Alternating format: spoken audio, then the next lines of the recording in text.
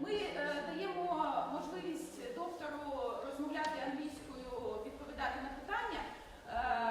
Використаємо потім цю інформацію, все перекладемо. Якщо ви будете ставити питання українською тут в залу, то ми перекладемо.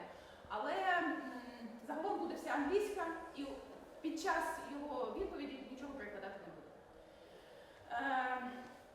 Thank you everyone, thank you Dr. Ras for this initiative and for such kind of things that we've never done before. And everyone who's helping here, so we can start and all this information. Okay. Yeah. No. Thank you very much for having me. It's a pleasure to be here. We like to get out and speak to groups of people whenever we can, and it was great to have an invite from yourselves. I do have a list of questions that have been pre-submitted, so I'm going to do my best to, and I'll tell you how I'm going to organise those and go through those as best I can. If when I'm speaking you don't understand what I'm saying, if I'm not making any sense, if you want more clarity, if I've missed the point completely, raise your hand, wave at me and ask me a question. That's absolutely fine to interrupt me. I have no problems with that at all. We are of course being filmed here, so if you do ask me a question, what I will do is repeat it so that it gets caught and captured for the video. So if you hear me repeating back what you're saying, I'm not trying to be silly, I'm just trying to make sure that we've got it all captured for the video. Is that okay with everybody? Yep, sweet, excellent, no complaints, that's perfect. If at any point I'm going too fast, or you can't hear me, you can't understand me, or the English language, which is the most confusing language in the world, gets confusing, especially when it comes to medicine. It can get really messy. Give us a shout. We've got various people who can help us translate this into Ukrainian, or I'm sure many other languages. I could just about do German for you if that helps, but that's about as far as I go. Cool. So yes, if you need me to slow down or stop, let me know.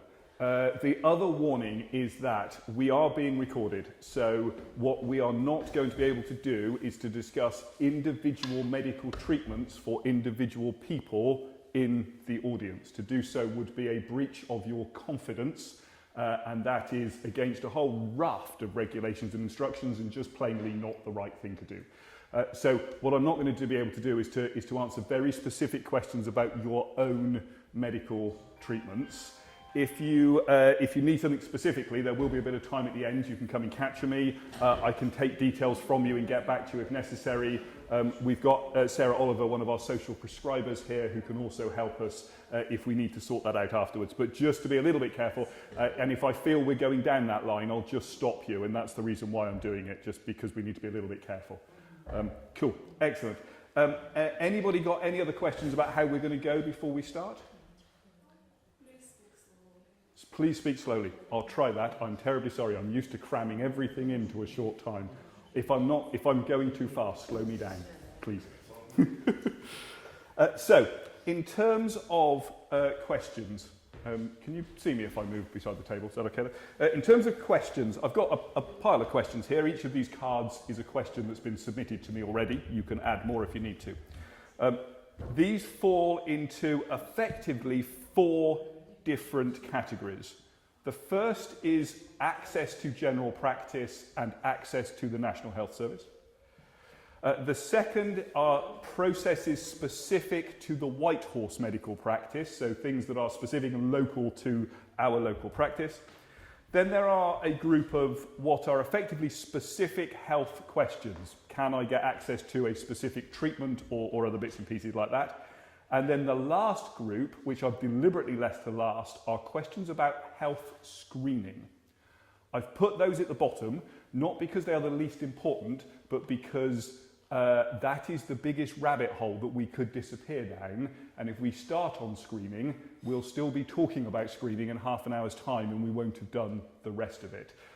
Because it's an area that has quite a lot of medical science behind it, and a bit of understanding is going to be needed to move around that. Does that all make sense to everybody? We good so far? Yeah. Lovely. No more questions about that. So, first question here. Now, these questions I've shuffled up and ordered, so I know that there's different people who've asked questions. I'm not picking anybody out in particular.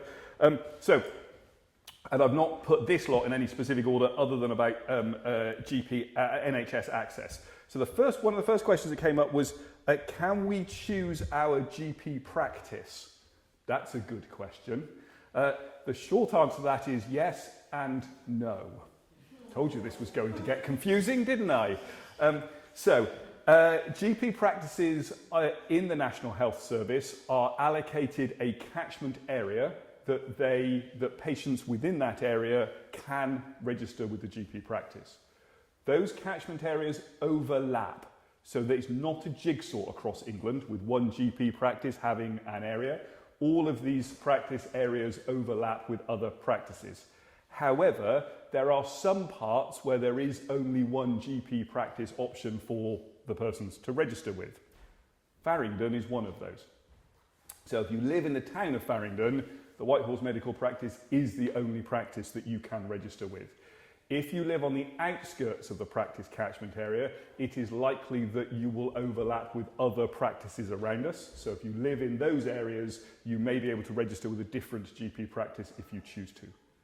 Some GP practices around us at the moment are currently closed to new patients whilst they undergo a restructure process.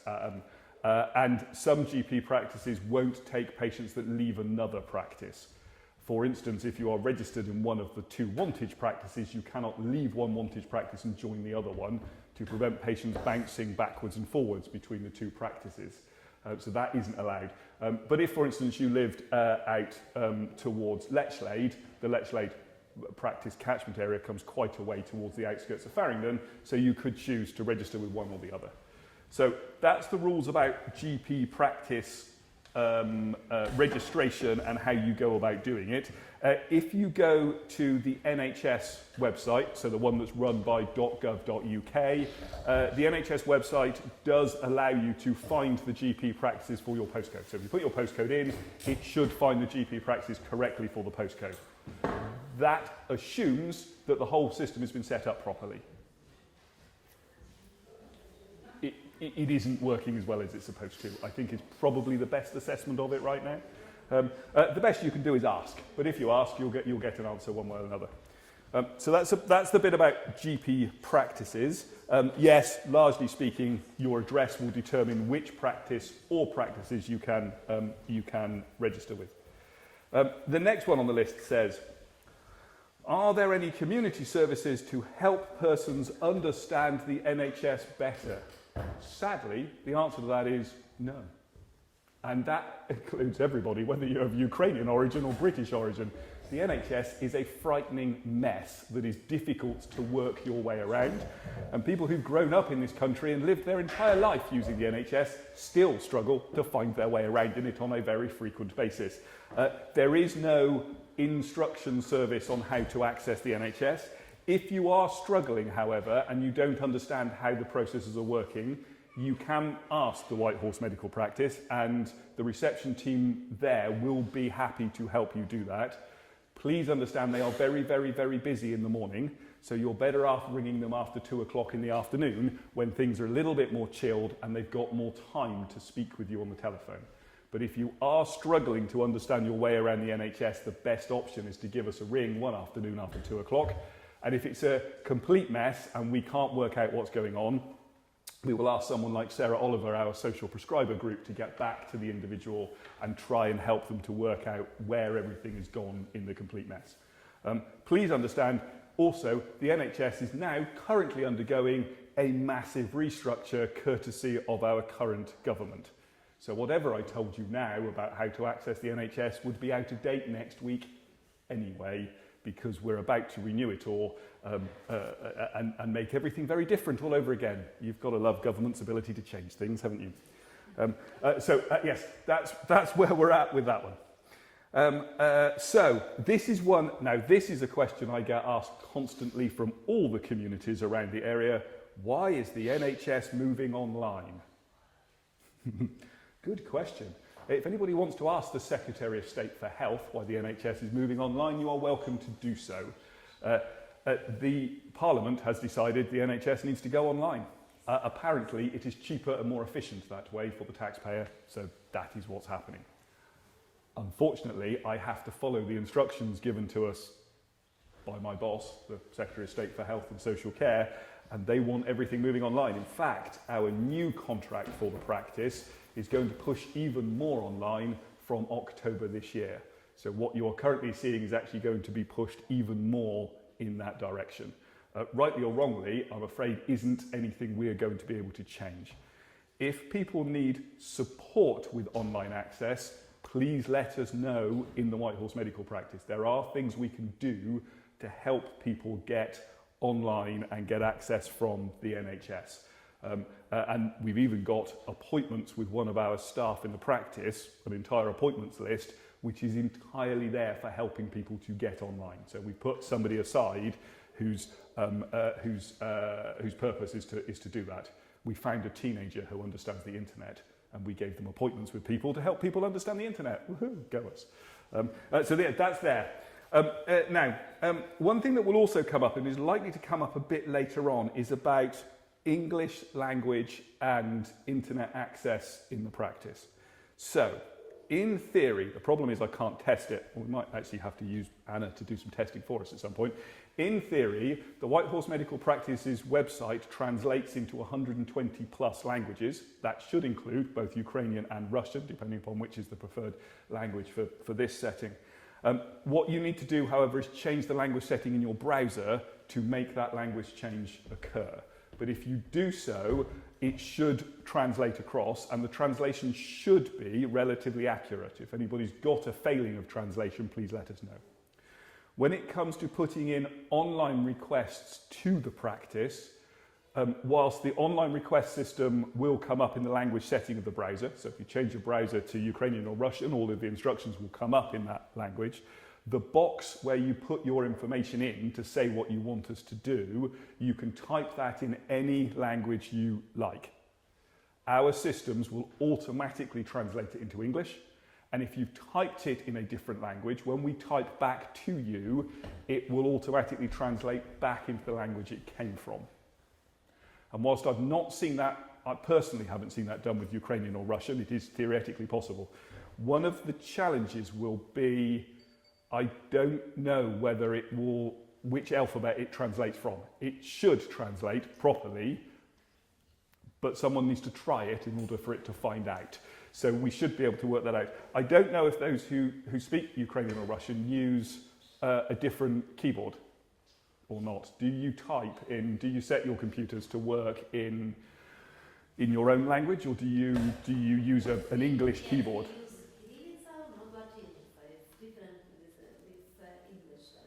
Yeah, so do you use the Cyrillic alphabet on the keyboard? So you should be able to type using that keyboard, using your alphabet, and get it translated into English for us, he says. Yep. Yep. So say what you're doing. We'll get back to you and let you know whether it's working or not. It's only been up and running for about 3 months, but it should be there and working now. So hopefully that will help some of that. This lady's saying that it works on a computer, yep, but doesn't work on her phone. Is that what everybody else is experiencing? So it's not translating on the mobile phone, is that right? Done. Okay. That's a problem for the system then. I will take that back to my team tomorrow and I will get them to try and fix it for us. Yes, the mobile website is slightly different, so if that's not translating properly, I can put that back into the system and get that looked at again. Yeah, that's not what we expect to happen, so thank you for helping me out and fixing that one. So that's online access. I know it's not what everybody's first choice. It's not my first choice either, but I'm going to have to do what I have to do because that's what the big man at the top tells me I has to do. So the next one is somewhat related to that, and that was a comment about interpreters. So we have, all of the NHS has, access to telephone interpretation. So we can have telephone calls with an interpreter on the line with us, or when we see patients in the practice, we can have the interpreter on a speaker phone. Where it is also relevant, we can have a British Sign Language interpreter on a video as well. So if we need to do sign language, we can do that through a video link as well. So all of that's available. But one of the comments we've had is that the interpreters weren't interpreting everything correctly. That's the first time I've come across that as a comment. Now that may be true, of course, but unless you tell us, I don't know that the interpreter isn't working, because I'm afraid my Ukrainian isn't good enough to work out whether the interpreter is working or not. So if the interpreter isn't working, the one thing I need to tell you all to do is just tell us on the telephone that it isn't working, and we'll get another one. It's not a problem. We can usually find them now. Access to telephone interpretation for Ukrainian and Russian is relatively straightforward. When all of this started and we saw the first refugees coming from the war in Ukraine, there was a shortage of telephone interpreters, because up until that point there hadn't been much demand for it, because we didn't see many people with Ukrainian as a first language needing translation. But that seems to have caught up a bit. Go on, Sarah. So I think that some Ukrainian people have visited the digital cafe. Yes. Are the volunteers in the cafe allowed to use language line? The answer to that is yes. So for the microphone, that was, can the volunteers, such as our practice champions, get access to language line to help the patients? The answer to that is yes. I'll just need to set them up with it, because they'll need to know how to do it, and they'll need to know what the payment code is, otherwise they'll get charged instead of it coming through the National Health Service. But as long as I get you set up with those codes, the answer is yes, you can use it in that setting as well. Yeah, that's exactly what it's there for. You can also book interpreters through that as well if you want to, which can also be helpful. So that's the interpretation service. I am terribly sorry if it hasn't been working properly. Let us know if it isn't working, and I will boot the interpreter and find another one. The NHS is paying a lot of money for them, so they need to get it right. And then it says, the next part of this question was about preparing for the GP appointment. I think this was about past medical history and not having that been translated properly. We should have, on your GP record, your complete past medical history already there. You shouldn't need to tell us each time you come and see us. And the NHS system should share the bullet points, the short summary of your past medical history across the whole of the NHS.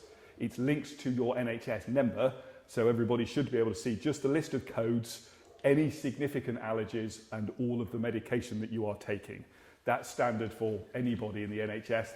That chunk of information is shared. So if you turn up in a hospital, they should be able to see all of that information. If anybody finds that that isn't working for them, please let me or the practice know, and we will fix it. Usually it's because the records have got broken and we need to press buttons to mend them again. But again, if you don't tell us that it's broken, we won't know to fix it. So hopefully that will help with that one. And then linked to that was a question which says, what can patients do to improve their communication with GPs? I think the primary question is, tell us if the communication isn't working, please, because actually it's our job to change, not yours. And the GPs would like to know if that communication isn't working properly. So if you feel that you're not getting your message across, that you're not being understood properly, that you're not getting the response you want from the GPs, if you feel that the practice isn't resolving the problem that you are looking to get resolved, you need to tell us that that isn't happening, and we'll do something different to try and make it happen. So I don't think this is about asking anybody to improve their communication with us. I think actually the answer to that question is we should be improving our communication with you, but we don't know to do that unless you put your hand up and tell us that we need to do something different because this isn't working. And feel free to do so, especially if you're talking with one of us or in a room with one of us. If it's not working, tell us it's not working and we'll do something different.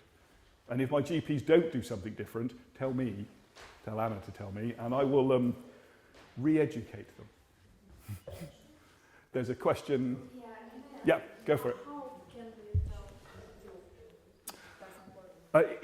So the question was, how can you tell me if it's not working? If you're sat in a consultation with me and this isn't working properly, you just need to say, can I stop there? I don't think this is working. We're not talking about the same thing, or I don't think this is getting where we need to. You just need to put your hand up and stop me.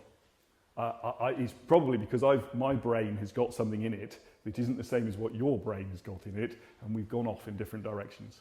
It's easy to do in a consultation, and if it's not working for you, just bring us back together by putting your hand up and saying, this isn't working.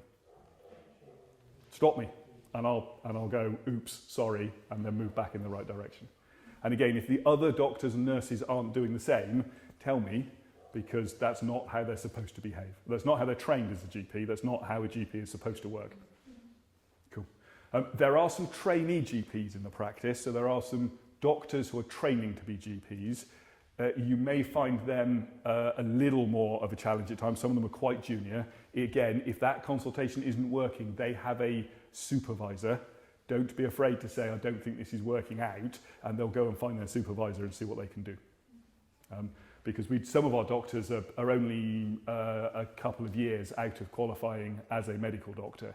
So if you find that isn't working, that it's all fallen apart, they need to learn. So I need to go in and teach them how to do it. So feel free to do that, because it's a great learning exercise for them. Cool, okie dokie. Next question I've got here. This was an interesting one. So someone's obviously come across this new machine we've got in our waiting room.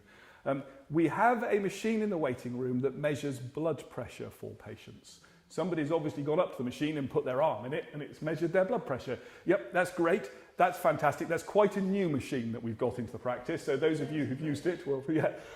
It asks a lot of questions at the same time, doesn't it? Yeah, many questions. Yes, okay. All right, yeah, I get that.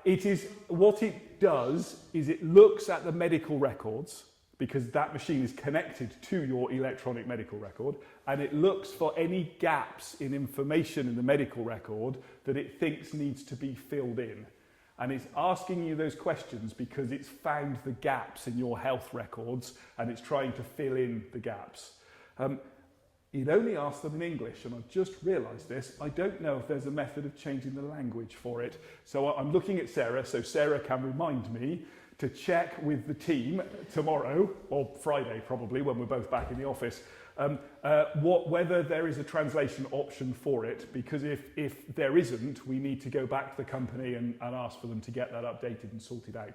But I don't think I've ever asked the question, so thank you, whoever asked me that. But that's the reason why the blood pressure machine does more than blood pressure. So if it doesn't know whether you smoke or not, because your smoking data is not on your medical records, it will say, can you tell me if you smoke? It will also ask you questions like, how much alcohol do you drink? We're a doctor's service. It's not a surprise that we're asking the question. If you're going in for, say, a blood pressure related to contraception, it will ask you questions related to the contraceptive pills or treatment that the young women are on.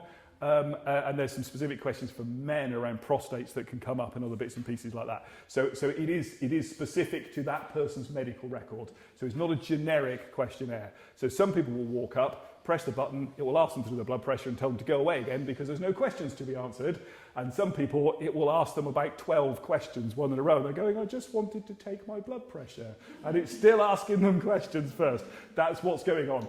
It won't keep repeating it every time you go back. Oh, and by the way, it also measures your weight when you're standing on the plate having your blood pressure taken. Fabulous. This is another one that I get across all sorts of communities. And this was a comment about seeing different GPs and that being quite disorientating, instead of seeing the same GP for the same problem that you've been dealing with throughout that problem. That second bit is our preferred way of practicing. The White Horse Medical Practice tries very, very hard to have continuity of care so that you either see the usual GP, the GP that's listed as your normal GP, or the GP that is looking after that individual problem with you. That is why when you go online and put in your request to see a GP or a request for help, that it asks you which person you want to see. We're actively asking you to help us by listing the doctor that you want the follow-up with at that time.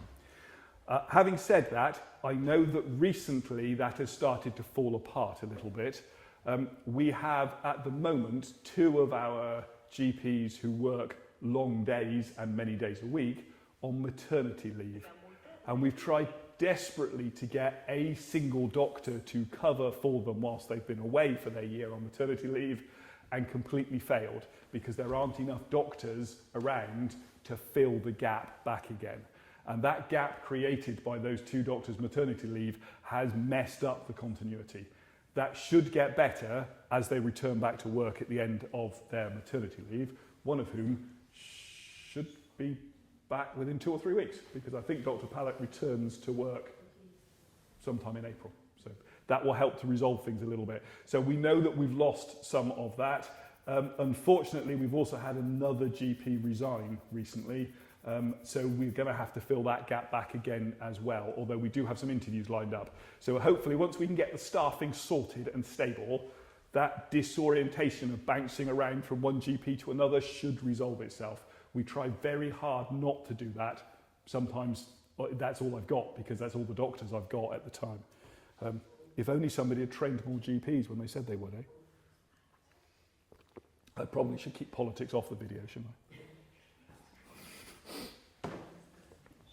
Cool. And the second one was about named GPs here. And somebody said, can they have one? You've all got one. There is a named GP listed at the top of your medical record. The challenge at the moment is that some of them aren't there. That's been the difficulty. We're trying to match that up. Hopefully that will get better. I haven't had any more GPs tell me they're pregnant at the moment, so we should be fine for a little while longer yet until families expand a bit, and then we'll have to see where we go.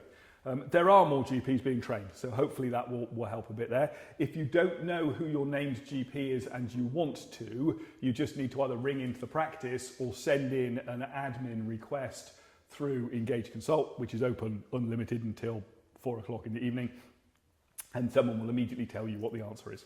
So you're welcome to ask anytime you want to. But everybody has a named GP at the top of the list. Fine. So this is another one that came up in several different guises. It said something along the lines of, and I get what you're trying to say here, so this isn't in any way, I'm not taking this as an attack on us. It says, why can't we see a gynecologist or a paediatrician in the GP surgery? I think this is a cultural clash happening here rather than anything else. GPs in England are fully trained in gynecology. I've spent time working in hospital gynecology myself, and I was a surgical trainee before becoming a GP. So I've actually done a fair amount of gynecology surgery myself in hospitals. Many of the other GPs have as well. And we're all trained to a level as paediatric doctors as well. So I think people have slightly misunderstood the title of general practitioner. We would all consider ourselves competent at fairly advanced gynecology and a lot of paediatrics. If we need additional help and support because the problem is more specialised than we can manage, we can ask for specialist help from a specialist gynecologist or a specialist paediatrician. But unlike a lot of countries in the world, especially compared with, say, the United States of America, there are far fewer paediatricians or gynecologists in England than there are GPs. If you go to many of the large counties or states in America, you'll find there's almost the same number of paediatricians as there are GPs, which is why you see people seeing a sort of general paediatrician for general paediatric problems. That's not how the systems are set up in the United Kingdom. A GP is expected to be able to do all of that work. Again, if you come across GPs who you don't think are up to scratch and doing the job they need to, let me know. If you think it's me, let Anna know and she can speak to somebody else in the practice. You're more than welcome to feedback at any point. Does that help answer some of that? We will come back on to more gynecology later because there's a bit on screening in there. Okay, and then the next, this is another one that I get everywhere, so I wasn't surprised to see this on the list of questions. It says, what is the best way to contact the practice? Online, phone, or walk-in? Well, the one thing I can tell you is that walk-in won't get you very far. The general practices in England are not designed as walk-in practices. And as a consequence, if you do walk in, all you will be asked to do is to write what you want on a piece of paper, and that piece of paper will be electronically entered onto the computer, and you go into the queue with everybody else for a callback later on. We are not a walk-in urgent or emergency service. If you need something that soon, you either need to ring 111 and have the sort of moderate urgent emergency services, or if you have a real life-threatening crisis, dial 999. Urgent walk-in services in the NHS are emergency departments and minor illness units. So the problem we have in Farringdon, of course, is that none of those are very near to us, are they? The nearest emergency department is either Swindon or Oxford, both of whom are 15 miles away. And for minor injuries, such as minor breaks and strains and sprains and things like that, it's Witney or Abingdon, which are a bit closer, but are still not in Farringdon. So we do get quite a pressure for people who just want to walk in and have us have a look at their foot and see if they need an X-ray. You're asking the wrong doctors in the wrong building, and you're not going to get much of an answer that way. If you've hurt your foot and you think it needs an X-ray, you need to go to a minor injuries unit because they will be able to answer the question. I don't have an X-ray machine. So even if I did decide that I need an X-ray, I can't do anything about it anyway, because I can't request the X-ray. I won't get to see the results of the X-ray, and I don't have an X-ray machine in Farringdon. So if it's urgent, you need to go to one of those urgent services. If you don't know if it's urgent or not, if you're not sure, ring 111 and their pathway system, Pathways has a capital P, that's the name of the system they use, their pathway system will help place you in the right place, including making appointments at the White Horse Medical Practice for you to get a callback if you need it. So they can come, the 111 system can direct you to us via a list of appointments they have in the practice. So if you're not sure where to go and you think it might be urgent, ring 111. Does that help with the walk-in bit? As for the phone and online, it really is up to you. If you phone us up, you will go into the phone queue. I have a lot of people phoning up and I don't have a huge number of receptionists, so there will be a queue if you ring us up. If you do ring us up, the queue will give you the option to get a call back. So some of you may have noticed it says something like press 3. I can't remember what the number is. It says something like press 3 and you'll stay in the queue and we'll call you back when you get to the top of the queue. That system does exactly what it says it does. It means you don't have to keep hanging on your phone. You can go away and do something else. And so if you were 13th in the queue, when you get to 1 in the queue, the system will automatically ring you back. If you hang on, you'll get the conversation with the receptionist at exactly the same time. So hanging up and getting the call back by following that button pressing instruction doesn't slow down your callback. The online version skips all of that because it means you can put the information in online and walk away and you'll get a callback when you get the callback. If you've got specific times or availability or process or things you want to happen as a result of the online request, write down exactly what you want to happen and when you would prefer it to occur. So if, for instance, you don't want to call back during the school run, reasonable, I can see why you might not want to call back when you're picking the kids up from the primary school or the secondary school, that's good.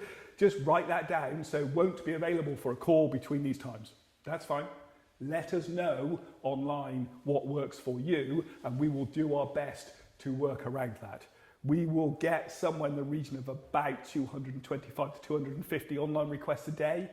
So altering one and putting somebody else in the slot instead, it really isn't a problem for us because we've got so much work to do, we'll just shuffle it around until it fits in. So that really isn't a challenge from that point of view. So online often works quicker for everybody just because it's easier to type what you need online and just send it into the practice. But if you prefer to speak to somebody on the telephone, ring up the reception team and let them know. All they're doing is filling in the online thing for you, by the way. So that they fill in the online thing when they're talking to you on the telephone and it goes into our online list of things to get sorted out in the day. So it doesn't jump the queue or get anywhere different in the queue because all they're doing is doing what you would have been doing online. They're just doing it with you. But if that's your preference, that's also fine. That's not a problem at all. It's just that there may be a slight queue for you to get access to them. So as it's the best way to do it, not walk in, but any of the others work. So online, telephone the practice, or if you really don't know if it's urgent, ring 111 and the NHS pathways will get you into the right place. Doctor. The answer to that is no, you can't. The reason for that is about demand. The demand for a GP appointment is way above the number of GP appointments that we have available to be able to give you at the moment.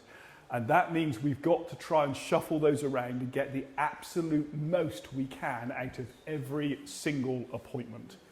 That's the reason for the book on the day process for doctors. So if you need to see a doctor, you need to put in the request on the day you are available to see the doctor and the day you're available to get a callback.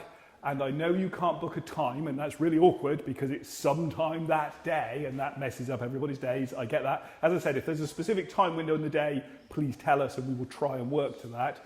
But what we're trying to do is to squish all of these people that need an appointment into too few a number of appointments. That having been said, you can book appointments with the healthcare assistants for blood tests and things like that in advance. You can book the nurses in advance for nursing care if that's what's needed. There are advanced appointments with our clinical pharmacy team, so they're the people who deal with medicines and medical requests. There are advanced appointments with people like Sarah and the social prescribing team for those social issues that come up from time to time. And there are advanced appointments for our physiotherapy and diagnostic musculoskeletal team. And about a third of our requests for care are about musculoskeletal aches and pains and problems like that, and they're all bookable in advance with the physiotherapy team. So hopefully that's taken some of the demand away, but we still have a position where there just aren't enough GPs, I'm afraid.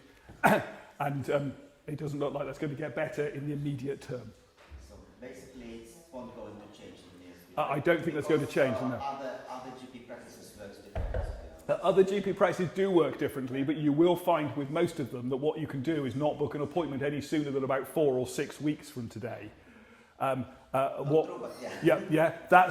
the problem, is if you run that system, the waiting time will be a month and a half to get an appointment, and we don't think that works. I know the on-the-day thing is awkward for everybody. It's awkward for the GPs as well as everybody else. So the on-the-day thing is awkward for everybody, and it does put you out a bit. But the advantage of making the most out of each of those single appointments means that even if people have to try 2 or 3 times, they're still getting an appointment 3 days after they needed an appointment. There ain't any other GP practice around here managing to pull that off. Okay. Also, may I get back when you talked about medical records? Yep. You mentioned that it's that you see medical records Yeah. for patients. Do you see medical records, for example, from Western General? Yes. Yes. Yes. Yeah. No, you are right. So this was a question about medical records from the Western General Hospital. The medical records transfer from the Western General Hospital has been a problem. It did fail, so you may have been caught up if that was the case in that failure. It has been temporarily fixed at some point during the coming fiscal year, so that's the year starting the 1st of April, they are going to permanently fix it to enable complete transfer and visibility of all of the Great Western's records. So I should get the Great Western Hospital records much more transparent than they are over the next year. It's taken us about 8 years of battering our head against that brick wall to get the NHS in Swindon to send information to the NHS in Farringdon. Mm-hmm. Does it work nationwide? No.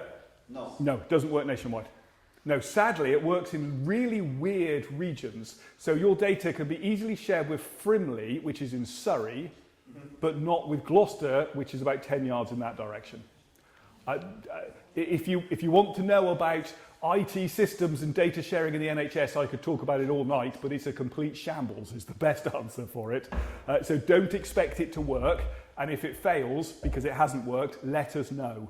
And if you see it failing around you or any of your medical cases, just get in touch with us, put in an admin request online and say, I don't think this data's worked properly, I don't think they told you everything, and let us know, and we can then usually unbung it on a case-by-case basis. But if you don't tell us it's broken, I don't know to fix it. So basically in general you don't see medical records? Not at the moment, but I will do in the next 12 months. Okay. That's it. Cool, super duper. Next lot of questions. Okay, we've got some variations on a theme here actually. This is a question that says, what should I do if I don't understand a letter? I think that's a hospital letter we were referring to here. Primarily, of course, because they're written in English and they're written by doctors.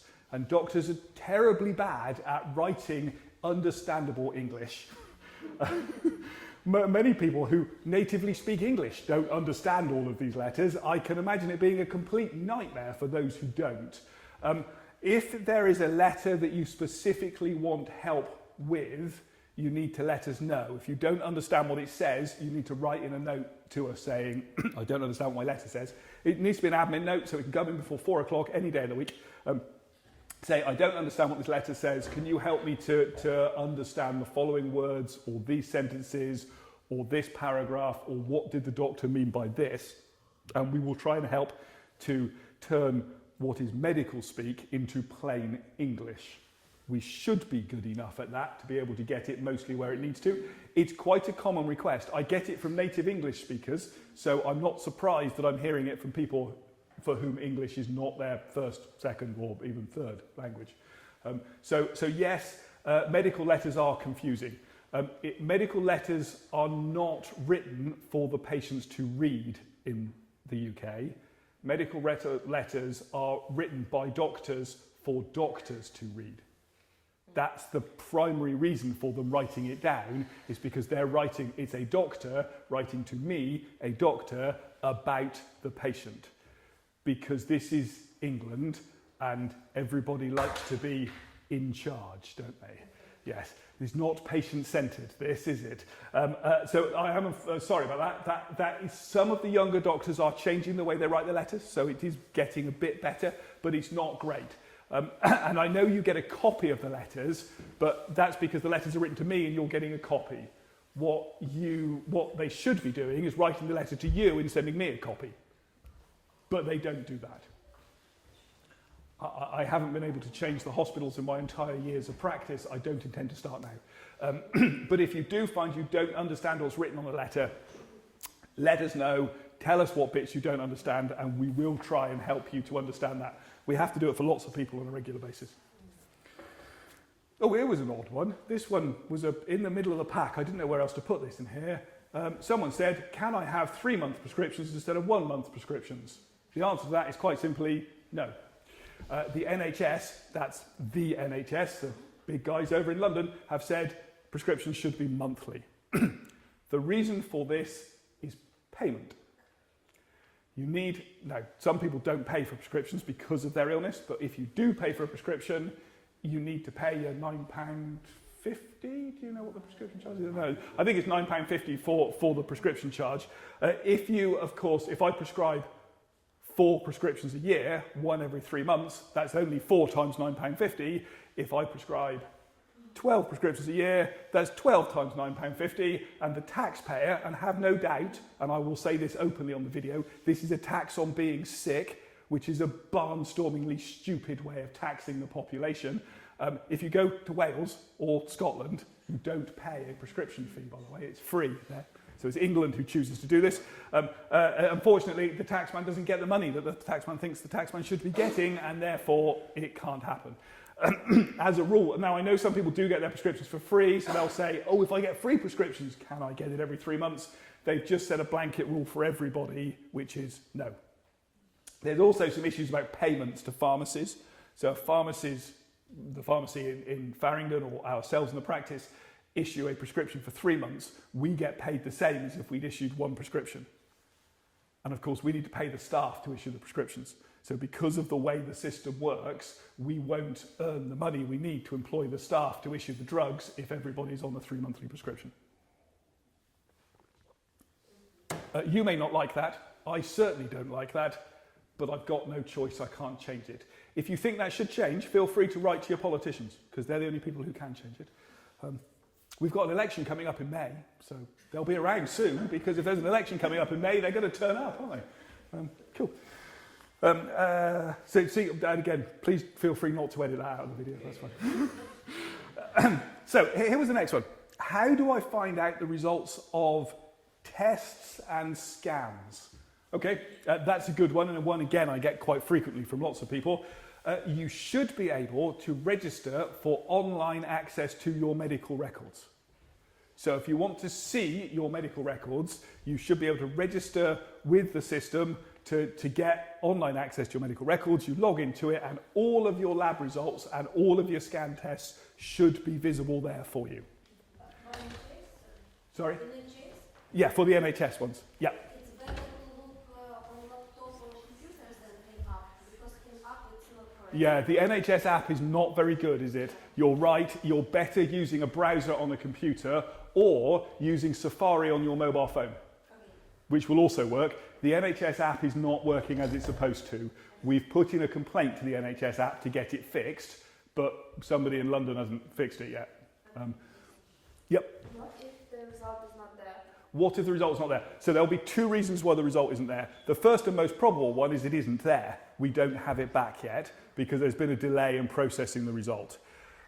The other reason will be that some results are automatically hidden from you until we have authorised the result through to you. I thought we turned all of that off because that wasn't our intention that that should happen, but there's been some updates to the labs and they seem to have undone some of the changes we made in the system. If it's still missing after a while, put in a note to us and we'll go and see if we can hunt it out. So if you know what date it was done on, say I had this test done on this date in this place. Yeah, I know. So it was quite a long time ago. Yeah, okay. Especially if it's a long time ago, then put in a note to us and we'll see if we can go and find it. We have, what has become obvious very recently is that going back up to 18 months, some of the tests were missing. Unfortunately, because the test wasn't there, I didn't know it wasn't there because I can't see what isn't in front of me. So if you think there's something missing from your records, put in a note and we'll go and find it because it's turned out that some of the stuff has gone missing. There has been an upgrade about 10 days ago to the lab system in Oxford, which should, in theory, have fixed all of these problems. Although they did create a massive amount of problems when they fixed it, so we haven't quite got there yet. But hopefully that will get better moving forward. But if it's not there and you can't see it, please let us know. Documents, sorry, go on. We should let know through our GP or through Yeah. app? If you go to the Engage Consult thing on our website and put in an admin request and just type in, this is the information that I'm missing, can you see if you can sort it out? One of our team will sort it out. Usually it ends up with the secretaries to go and hunt around and see what we can find. But yes, I'm aware that some of them have gone wonky. The other thing there will be a delay on is documents. You should be able to see and read all of the documents attached to your medical record via the online access to the medical record. When they come into the practice, there's a process of validating that that document is attached to the correct record to stop us accidentally leaking information to the wrong person about somebody else. That process takes a little while to go through because it needs a human being to double check that the system has worked and that the right information is on the right record. Until the human being has looked at it and checked it, it will not be visible to you. We're not trying to hide anything or be sneaky. We just need to be absolutely certain that the information you see is yours and not somebody else's. And sometimes that can take up to a week to go through, depending upon what the demand is on our system. The hospitals don't send out letters on a regular basis. They save them all up and then they send us 1,000 on a Friday. So it takes us a while then to go back and check them all because they don't send through today's today, they batch them all up and then send them out later. Sometimes they send 2 or 3 weeks worth in one go, and that will then slow us down as we're trying to go through that safety checking process. But that's what's going on. So if you're missing a document, that's probably what's happening. Again, if you think it's important that you see that now and you don't want to wait, put in an admin request and say, I need to see this document. Someone will check it for you there and then, and they can press the button to release it to you immediately. So that's easy to do. So we can do that if that becomes important, especially if you're traveling and you need that document for travel or other things like that. So does that help with results and scans? Okay, so the next one was blood test results. How do I see them? I think we've just done that one. But the next bit of this question was, how do we see the ranges? So this is the normal ranges on blood test results. That should also be available to see online. It should tell you what the normal ranges are. If that isn't working, please tell me because that means the system's broken. It will also tell you, once the GP has viewed the results, you will be able to see the results as soon as they appear. When I left the practice, I had 80 results to review in my inbox. So they won't be done until tomorrow morning now. If one of those patients with those 80 results logs in this evening, they will see those results before I have. So if there's nothing written about what the GP's opinion is, it's because we haven't got round to looking at the results yet. We will get there, and then we will write what our opinion is afterwards. It will say something like normal, no action, or contact the GP practice, in which case we should have called you anyway. Or it will say, you know, continue with plan or something like that. But there should be a statement from the GP that says about the result. If that isn't there and you want it looked at, again, put in one of those admin requests through Engage Consult, and somebody will have a look at it and tell you if there's anything you need to worry about or not. So that's the ranges. The ranges should be there. Some blood tests don't have normal ranges. So if you can't see the normal range, like say a cholesterol blood test, there isn't a normal range for a cholesterol blood test, so there won't be one shown by the lab because the blood test doesn't work like that. So if you see blood tests without a normal range, it's probably because that just isn't how medicine works, and there isn't one. Right, next one. Do GPs see recommendations and referrals from the hospitals? The answer to that is yes, eventually, when the hospitals bother to write to me and tell me what it is. There is often a delay. The delays, I'm afraid, at the moment are worse in the Great Western Hospital. They can delay up to 4 weeks after a discharge or an appointment before I get the letter back from them. So there can be significant waits on this. But every recommendation should be actioned by somebody in the practice. It might not be a GP, it might be a nurse, it might be a secretary if it's a clerical action that needs to happen. It could be a healthcare assistant if it's a blood test that needs to happen. It might be Sarah if it's a social prescribing action that needs to happen. So it will go to the right member of the team that needs to action it. But all of those are seen and actioned by the team. When I left the practice this evening, because we'd had a download from the Great Western Hospital, there were 1,800 documents to be looked through and screened for actions. That's going to take us a little while to catch that back up again. So those are the sorts of numbers that we see in the fluctuations of information coming in. So please bear with us if it is a bit delayed. We're going as fast as we can. But the hospitals aren't helping us with that one. But we do see them all. And as I said, sometimes they will be invisible until they've been checked to make sure that they are your information on your records. If you want to speed that process up, write to us and we'll speed it up. So, next one. Is it okay to ask a GP for a specific test or scan? The easy answer to this one is yes. Feel free to ask for whatever you want.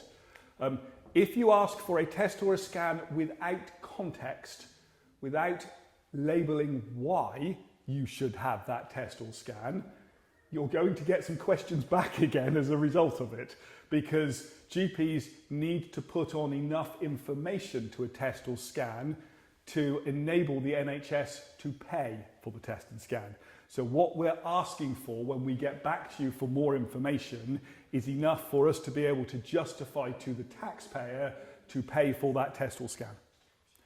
I am limited. I don't have, and there's going to be some more coming up later, I don't have access to every single test and scan you could ever possibly look up on the internet or ask ChatGPT. ChatGPT seems to think there are an awful lot of tests out there that don't actually exist.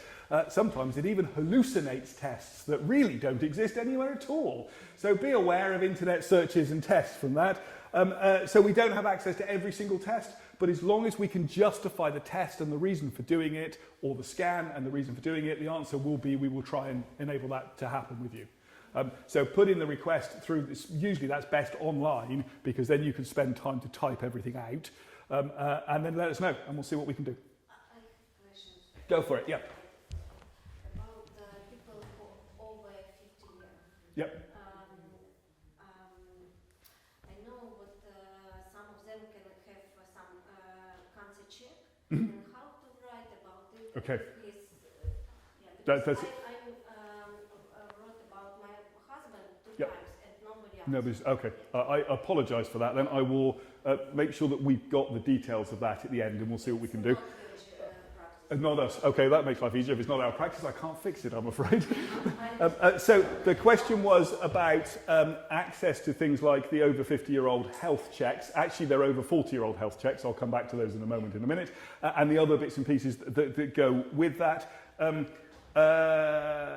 So each GP practice will have their own way of accessing those specific checks. For us, in the White Horse Medical Practice, you just need to put in a request and say, am I due the following test? I will talk in more detail about screening, which is effectively what we're talking about here in a minute, because that's what the last batch of questions is going to be about. So we'll come back to that one a little bit more then.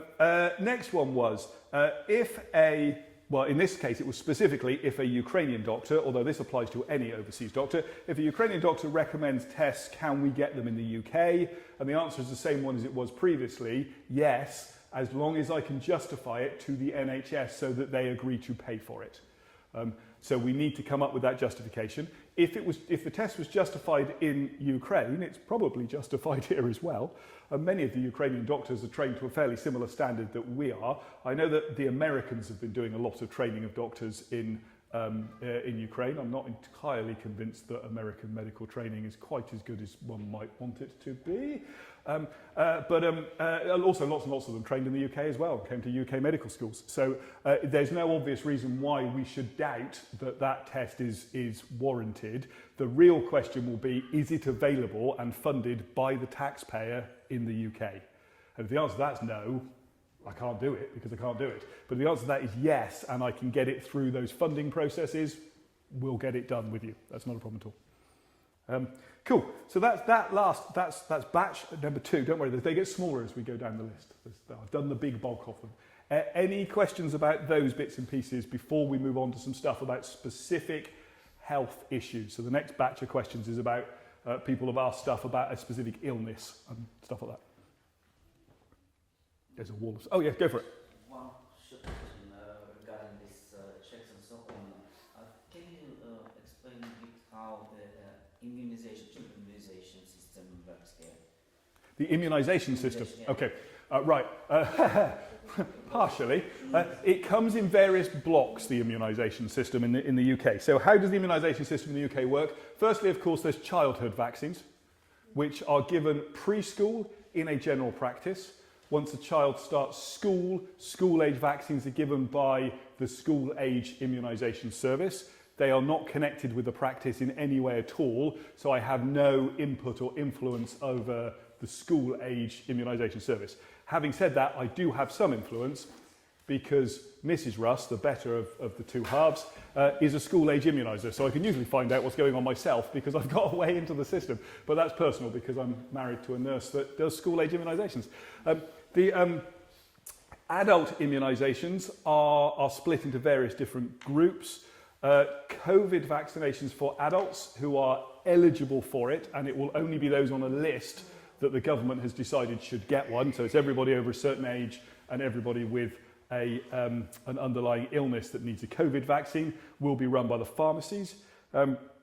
Influenza vaccines every winter are split between the pharmacy or the practice, but again, you will need to be on the NHS list to get one, which means you need to be above an age, or you need to be 18 or above with an illness that makes you at risk from influenza. So it's not universal for everybody. And there are some vaccines which are given when you reach a certain age in the practice. Those are the shingles vaccines, the pneumococcal vaccine against pneumonia, and more recently, the RSV vaccine. So that's the vaccine against the RSV virus that we've had some problems with this winter. We do not have a vaccination program for norovirus yet. Watch this space. I suspect we will next year, but they haven't told us how that's going to work yet. Does this system work proactive or reactive? I mean, is a patient person needs to know if he needs some... Okay. We should, in theory, be contacting you to tell you that you need the vaccine and you need to book it.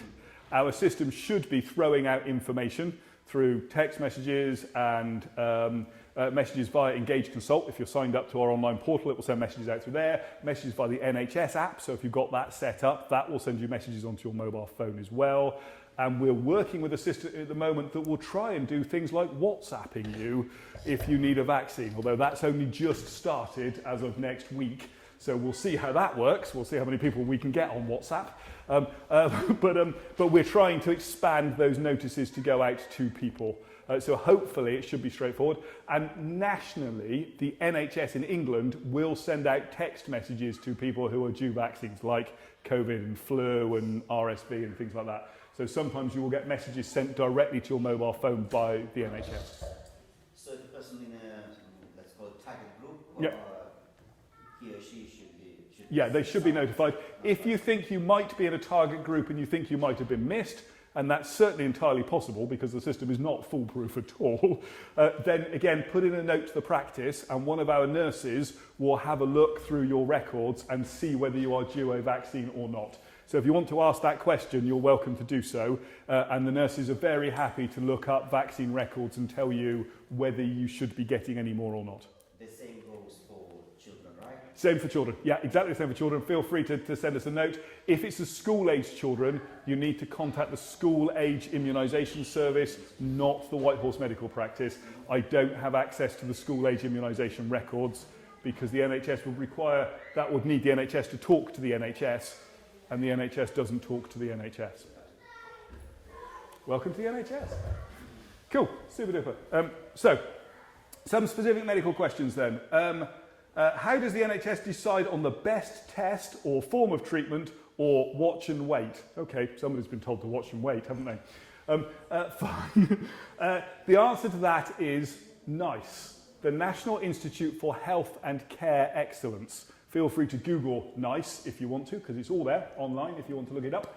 The National Institute for Health and Care Excellence goes through all of the worldwide medical data it can get and decides which are the most cost-effective tests and treatment that the NHS will pay for. It is not every treatment. It has to go through the NICE cost-effective process or it doesn't appear on the list of things that we can do. Assuming it's gone through that process, then that's where it will appear. But NICE is the one that lists our strategy for managing patients, including when it is appropriate to watch and wait and see whether things recover or whether we should be doing tests at this point in time. So feel free to Google up NICE and have a good look around. There's a vast amount of words there. Good luck with that one. Fine. Next one was, and this one actually is something I'm going to get back to you in some more detail on when I've got some feedback here, and that was about mental health. Mental health is obviously a big issue for everybody. Mental ill health, we should all have mental health, of course, because we should all be mentally healthy. So mental ill health or mental illness is obviously a challenge, and because of your relationship to the conflict in Ukraine at the moment, there are very obvious reasons why that is going to be a big challenge right now. I can see that. I fully understand that. How to ask for help with this if you need it. Now, the first thing to say is, sadly, to my knowledge, there is no specific mental health support for the Ukrainian refugees in this country. I don't think the NHS ever set it up. There was certainly nothing locally for that. So all we have is the same mental health support that everybody else can access. Now, that having been said, it's not very bad here. It's not the best mental health in the world, but it's also not worse around here. There are a whole raft of mental health services, talking therapies, psychological support, and social and occupational therapy support, as well as a very good relationship with our local psychiatrist and mental health unit that's based out of Abingdon, unfortunately, which isn't close enough to us. We do complain frequently about the fact that it's not here. We also have a mental health practitioner in the White Horse Medical Practice, a young lad called Adam, who is a social worker with specific training and help with mental health problems. He's the person that we need to get back to Anna on about how best he wants the Ukrainian population to get in touch with Adam so he can help you. Adam will have his own ideas on how that needs to be done, and because he's our mental health specialist, I'm going to ask him to do that piece with us so that he can get us some better answers. So what I'm going to do is get back to Anna and get her some information to pass on to the community to say, all right, so this is what we think we can do to help and support here. So if you can leave that one with me, I will get back to you on it, because that's clearly very important and something that we need to get right. And judging by that question, something I'm not getting right at the moment. So I'll take that as feedback and go and make some changes as a result of that one. So hopefully we'll get you some answers within a week on that first.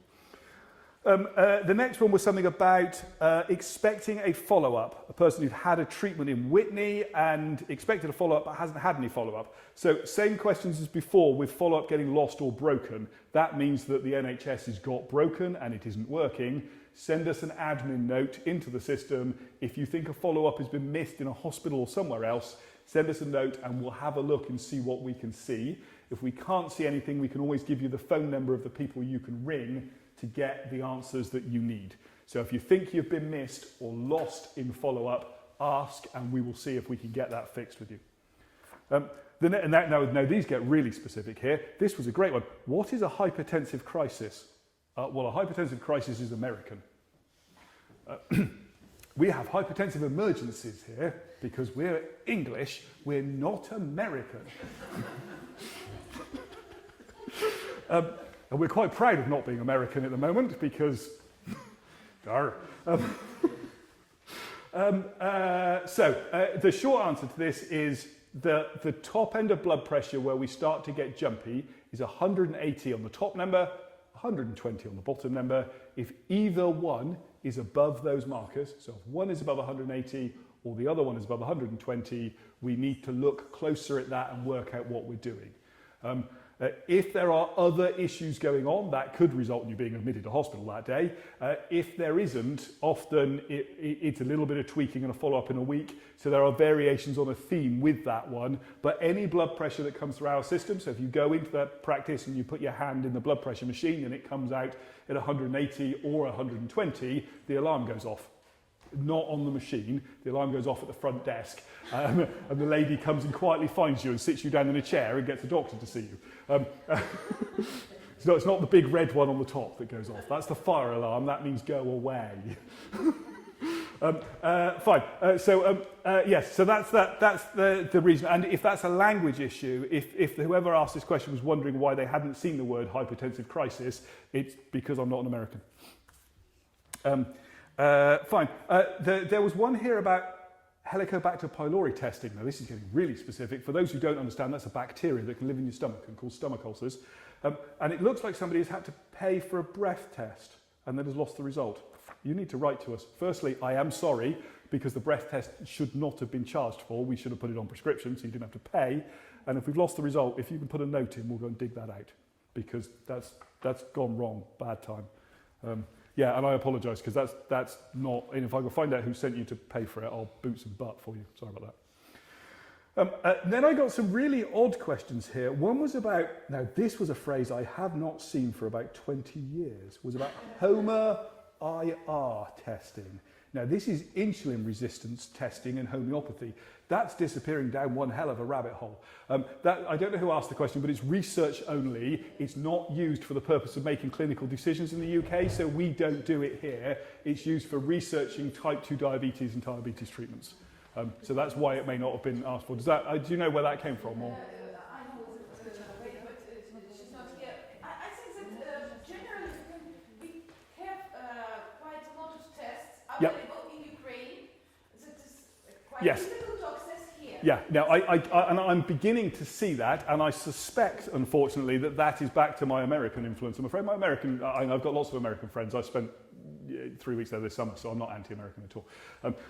But they do like to sell blood tests, don't they, the Americans? Especially the Californians, who seem to build entire factories for the purposes of doing 1 million blood tests.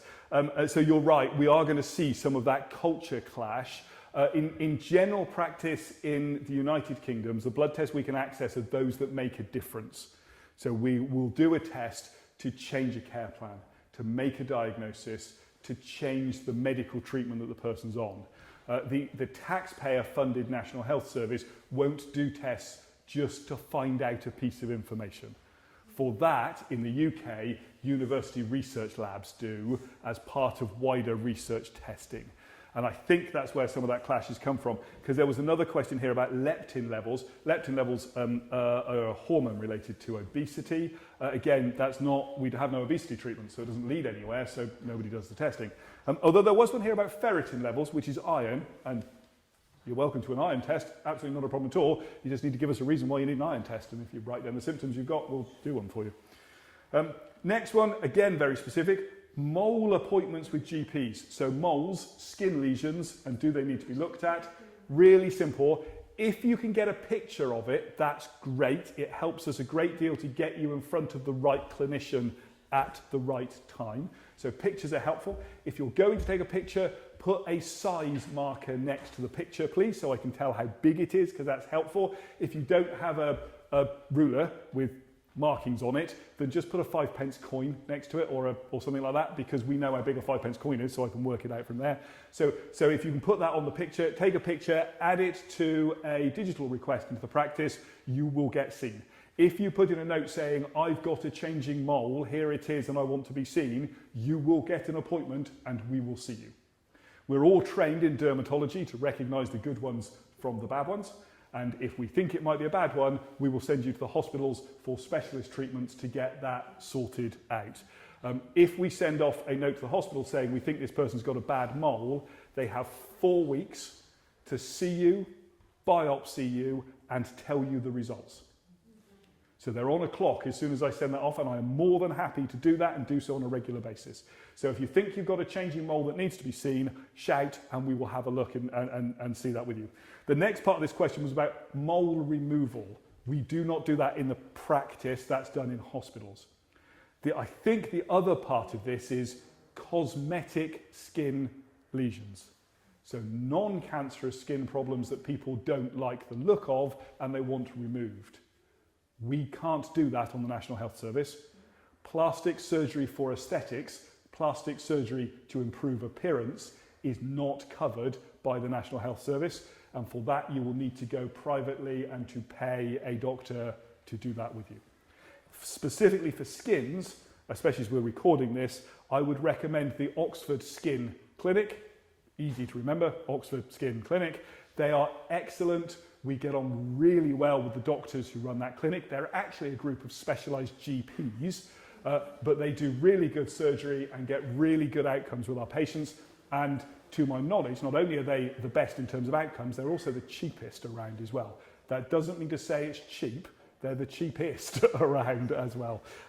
But what they will try and do is to amalgamate assessment and biopsy in the same appointment. So you're only paying for one session, one treatment, and get things moving on. So that would be, if you were looking for cosmetic skin treatments, where I would look. They also do Botox, if that's the thing that you're looking for as well. We don't currently do that in the White Horse Medical Practice. I used to do it in the past, but we had to stop it because we didn't have the facilities anymore. So you never know, we might get back to doing some Botox in the future if that's up for, people are up for wrinkle removal via Botox. We'll see what we can do. The next one was about hypothyroidism, when to get tested. If you think you need testing for hypothyroidism, put a note into the practice and we'll see what we can do. List off all of your symptoms. That will help us to work out whether it is actually hypothyroidism or something else. All of the symptoms that could be an underactive thyroid could also be a raft of other things. So we will just need to work out whether it's the one test you need or actually quite a lot of them. So if you think you've got symptoms that could be an underactive thyroid, give us a shout. Cool. Excellent. Oh, and a lump on your thyroid isn't a reason for a thyroid test. A lump in your thyroid, in your neck, is a reason to come in and see one of us. So if you think you've got a nasty lump in your neck, shout and we'll see you in the practice. Any more questions about that lot then? That was the disease specific. So has anybody got any other disease specific treatments or processes, preferably not relating directly to yourself, that you want to talk about? No? Okay, fine. Shall I ask the question? Yep. For example, if I started check-up in Ukraine, Yep. and found thyroid problems, Yep. but I feel good. Yep. But it needs further examination. And when I go to doctor, Yep. GP, the first question they would ask is how I feel. Yep. And I would say I feel perfect. And they would ask me, so Yep. why do you need? Why do you need to test? Yeah. I know that I have already problems, but Yep. I need to Yeah, no, that absolutely. I don't know which GP practice you're registered with. Don't tell me now. But as far as we are concerned with our practice in the White Horse Medical Practice, if you've got an ongoing problem and you think it's doing well, so you're feeling well, but you need ongoing testing for it, you just need to write those words down. What was the problem? That you're feeling well now, and that the advice from the Ukrainian doctors was that you have a test done every year for this problem. If you write that down to us in a series of instructions, I see no reason why we wouldn't just go, yeah, fine, here's the date for your blood test. And we'll probably, if it's us, we'll just send you a link back, so an online link where you can push the button, seal the blood test and choose the date that suits you from the list. So we're not going to try and avoid it. Again, it's about justifying it to my masters, the taxpayer, that this is the right thing to be doing. And if I've got that sequence laid out in the records because you told me that sequence, there's no reason that they're going to say no. Unfortunately, people can't have a test because they want one. They need to have a test because they need one. So you need to give us the needs, and then we'll say yes. And could it be the reason, for example, X-ray that they have from Ukraine? Yeah. If you have had... And recommendations from the doctor to father... Yeah, if you've had treatment or started treatment or investigation in Ukraine or any overseas country, doesn't just apply to the Ukraine, of course, and then you come to the UK and there was ongoing treatment or investigation that needs to be instigated, again, you just need to give us that history as to what was going on and why that needs to be done. And as long as it sits in the list of things the NHS will do, we will do the test with you. That's not a problem at all. Again, we're not trying to say no. We'd like to say yes. It's just we need to be able to get it funded so that can get through the system. Would doctors say this, that, for example, we have not fined for this test? Oh yeah. As usually, would we know that this is not because he doesn't want to do this test, only because he... Yeah, it is possible that the test won't be funded. And if it's not funded, I can't do it because I can only do the test that the NHS will enable me to do. So the doctor will explain the reason? Yeah, should do. My question is like this. Can I pay myself for this test if I need this? Yes. My Hold that thought because the answer is going to be yes, and I'll speak that back to the video in a moment. Were you going to help us out there? This is my problem, but I have another problem. I go to doctor and tell that I feel very bad. Doctor tell me, but your test is good. Okay, fine. So that's the flip side to it. Yeah, that's the other way around. I get that. Okay. So in answer to, I'll come back to you in a moment then in that case. In answer to your question is, can I pay for the test? The test isn't available in the NHS. The answer is yes. There are many private healthcare providers around here. We, as an NHS practice, will give you a letter which explains what you need for you to take to, a referral letter for you to take to a private provider. What we won't do is refer you to a specific provider. So the NHS process is to give you a letter that says, dear whatever speciality it is, or dear X-ray doctor, please can we do the following test for these reasons, and then let you find the X-ray doctor you want to pay to do the test. In our local area here, the two big private hospitals are one called the Manor Hospital in Oxford, and the other one is the Ridgeway Hospital on the old airfield site in Wroughton, the other side of Swindon. Both of those two are excellent private services that do a lot of private work with our patients, and we're more than happy to engage with them. The reports come back to us, and once we've got the report back, we can then manage it like anything else. So we will then bring you back into the system and get things moving along as we should do. So as to the doctor hasn't fixed me, all of my results are normal, what am I going to do next because we're not getting anywhere? That relationship is breaking down, clearly. We need to try and untangle that. If you're one of our patients at the White Horse Medical Practice, can you let Sarah know your details, if that's all right? I'll give you a pen and a piece of paper so that we can get back to you, and I will try and arrange for somebody to get back to you and see if we can sort that out. Is that all right? Yeah, thank you, Sarah. Because that isn't working because we haven't made you better yet. And our goal is to make you better. And if we've missed that, and that communication has fallen apart, we need to start again and see where we get to. Cool. Any other questions about specific medical problems? Okay, last bit I've got here are some questions on screening. Now, this causes a big discussion and is likely to be skimmed over the surface here. If we need more questions on screening or we want to come back and do another session specifically about that, I can. Screening is the medical process of testing healthy people, people who do not have any symptoms, to see if they have an illness or may be at risk of developing an illness at some point down the road.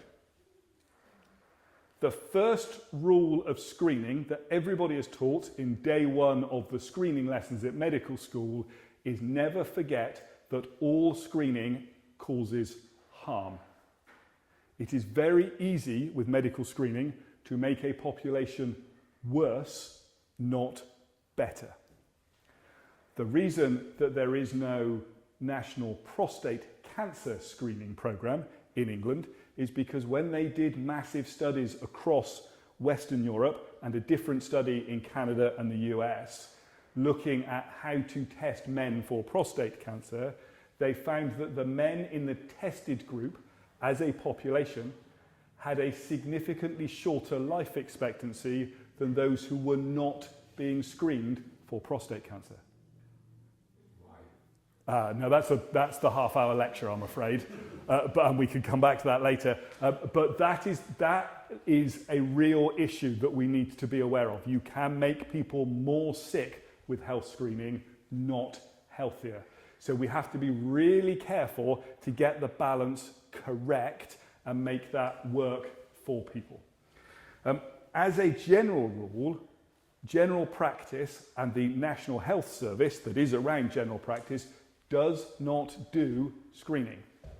Screening belongs to public health and the UK Health Security Agency.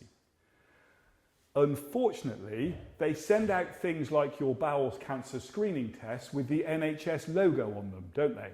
And they put the NHS logo on the outside of the breast cancer screening wagon. And they put the NHS logo on the cervical cancer screening letters that go out to ladies inviting them for it. That's because they are trying to leverage the logo and the brand. It actually has absolutely nothing to do with the NHS whatsoever. It is public health and the UK Health Security Agency. As a general practice, I have a contract to provide some of this screening. So, for instance, the smear tests for women for cervical cancer, we are paid to do the smear test, so we are given some money to do those tests. But I'm not given that money by the NHS, I'm given that money by public health. Public health is run by Oxfordshire County Council. That's the elections that are coming up in May, by the way. If you're interested, you can speak to your county councillor. Bethia will be around somewhere if you want to speak with her. Yes, that's the challenge. The same is true with the over 40 NHS health checks, which are called the over 40 NHS health checks, which have absolutely nothing to do with the NHS whatsoever. Yeah, this is fun, isn't it? The English government does like to do stuff like this, I'm afraid to say. Yes, it makes things eye-wateringly confusing for everybody involved in the screening sector. Now, we do NHS health checks in the Whitehorse medical practice for over 40-year-olds. You can have one every 5th year after your 40th birthday. So if you haven't had one, you can have one at any point, and then every 5 years after that. But we do that because we've got a separate contract with Oxfordshire County Council as an additional service on top of the general practice service. I think we are the only general practice around here that actually does that. All of the others use private organisations to do their health checks for them. And that's quite a common thing that you see around. So the thing to note about screening is that I don't do screening. The Whitehorse medical practice doesn't do screening. And that clash, and it's not an uncommon one for your population, because I see it with the general population as well, because often people don't understand it, that clash can cause some friction when people are complaining that I'm not doing enough health screening. Well, it's because it's not my job. I'm not being paid to do health screening, so I'm not doing lots of health screening. And that will probably help us to answer some of the rest of these questions here, which say, well, the first one is it possible to get gynecology screening tests at the Whitehorse medical practice? The answer is no, because we don't do screening. We do the cervical cancer screening when you're invited to it. If you think you've been missed for cervical cancer screening, please do put in a note, an admin note to the practice anytime before 4 o'clock. Tell us you think we've missed you, and we will have a check and see where you're at on the system. There's one about, can I get vitamin and mineral blood tests every 3 months? Again, that will be a screening service, so no, we're not going to offer you that one, I'm afraid, not unless there's an illness associated with it.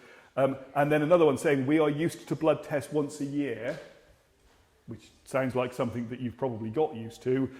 Why don't we get them here in the UK? It's because the NHS doesn't do screening. So they're not going to happen in the same way. There are a limited number of screening tests, and they're funded completely independently of the medical practice. So that's the brief overview of screening. As I've said, it is way more complicated than that, and if we want to talk about the epidemiology, the science of screening, and why some tests work and some tests don't work, and whether the cervical cancer screening test will go away as a result of the HPV vaccine that they're getting in schools at the moment, the answer to that is probably yes, and whether breast cancer screening actually works or not, there's an essay answer, and it's not as blindingly obvious as you might think it would be. And does the bowel cancer screening service actually work or not? That's a really good question that nobody's really answered yet either. So there are a whole bunch of stuff around here. As a sort of a basic philosophy, it's also worth remembering the more time that I spend in the practice doing screening, the less time I spend treating sick people. And as I've already discussed with you, I don't have enough appointments to do the day job as it is. And we are in Oxford, close to Oxford City, where Lewis Carroll wrote his famous stories. Alice Through the Looking Glass has a phrase in it where the Queen of Hearts talks about jam tomorrow, never jam today. The problem is if I spend all my time screening, I'm doing the jam tomorrow.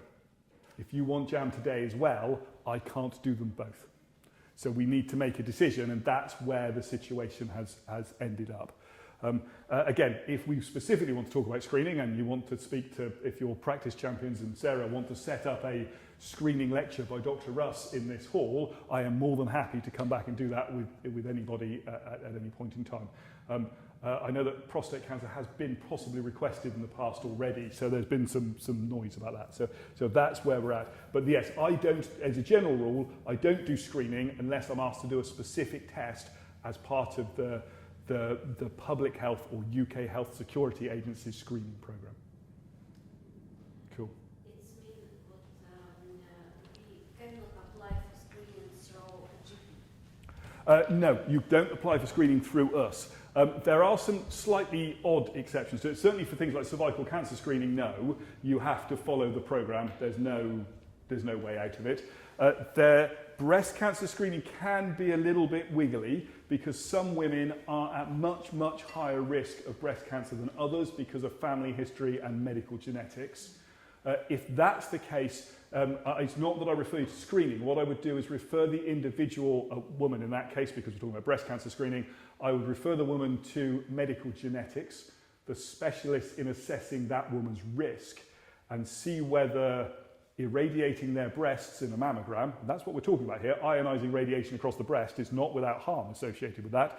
If that's necessary, they will talk with you about how that programme will work. So I can get in that way to it. Same's true if a man has a very high risk of prostate cancer, for instance, then I can get the medical geneticist to see, is this person at higher risk than average? Should we be doing something different? And they will assess the risk versus the benefits and tell us what the best program is for that person.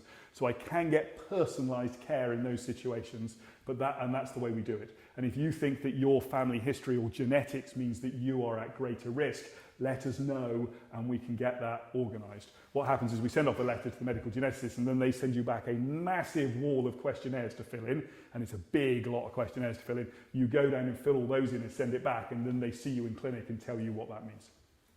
But that is available on the NHS and we can do that. But I can't directly ask for screening myself, I just have to follow the programme. And check health for people over 50 years, Yeah. it's the same.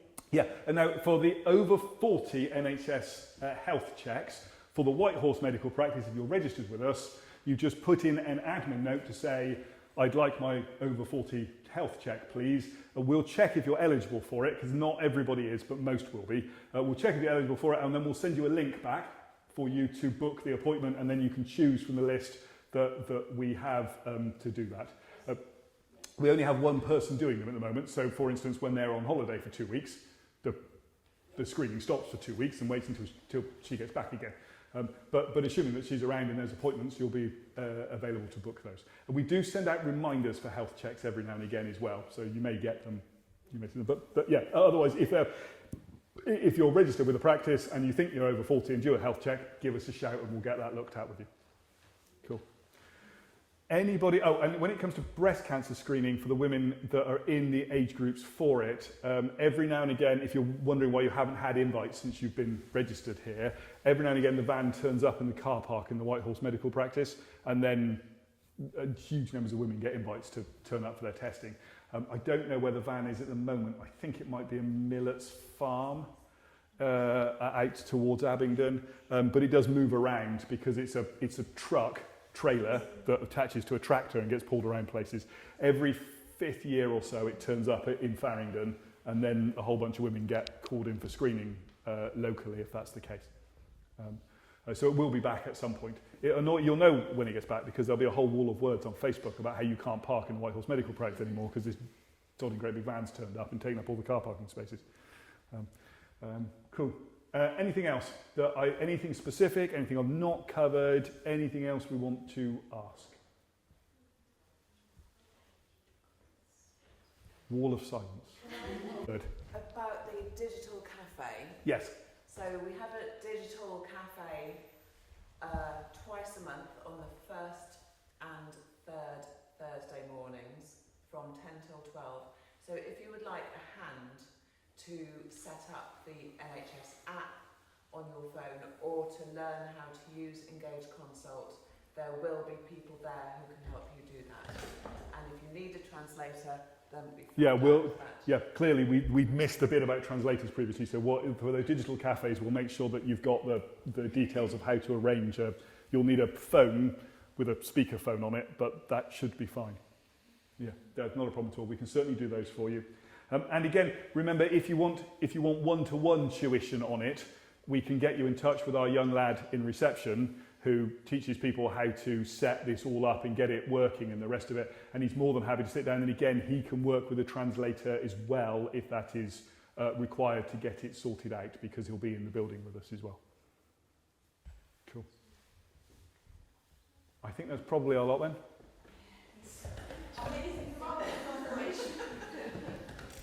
Cool.